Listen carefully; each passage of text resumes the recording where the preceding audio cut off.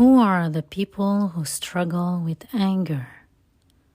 It can be a friend, a coworker, a boss, a neighbor, a member of my family, a stranger, in fact, everyone. How should I react when someone gets angry? Dear friends, welcome to Simply Yoga with Nathalie. This channel is for all the busy bees of this world who would like to slow down and rediscover their inner strength. My name is Nathalie Shaolan and I am a yogi and a scientist. Let's discover together our inner power.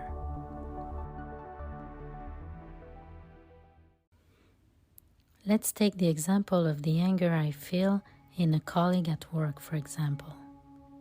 I'm fine, everything is fine, everything seems to be going well and we're working together. For some reason, I feel the atmosphere is tense. We work together and I know this person professionally. Suddenly, this person begins to raise his voice, to get angry, to disrespect the other people in the group. Everyone is silent and no one reacts. The working atmosphere is tense and the malaise is palpable. How should I react? First, avoid reacting. On the stroke of emotion, sometimes we tend to respond immediately. All individuals are already uncomfortable, and it is the raw emotions that are likely to be expressed.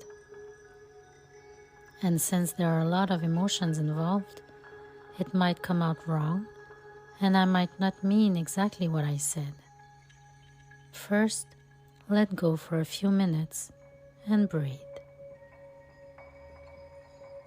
Then, instead of accusing the other person by saying, "You're rude," or "You're unpleasant," we can first objectively identify what happened. For example, we could say, "The tone of your voice has grown louder. Your face turned red. You hit the table with your fist." All of these comments are objective and non-judgmental. These are facts, and we're not accusing or judging the person. Then we can express how we felt.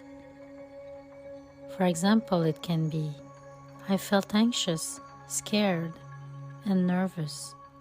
I no longer wanted to continue to work." We can then tell the person what we would like.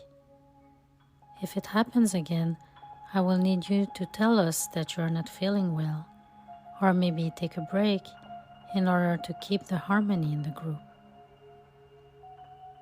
If a person feels welcomed in their discomfort, they will often be able to open up and talk about it more. This way of speaking with peace and inclusiveness can prevent many situations from escalating.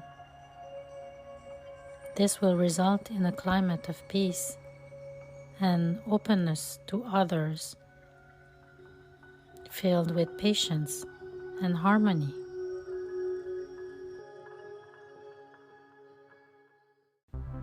Let's bring a little more love in our everyday life, little by little.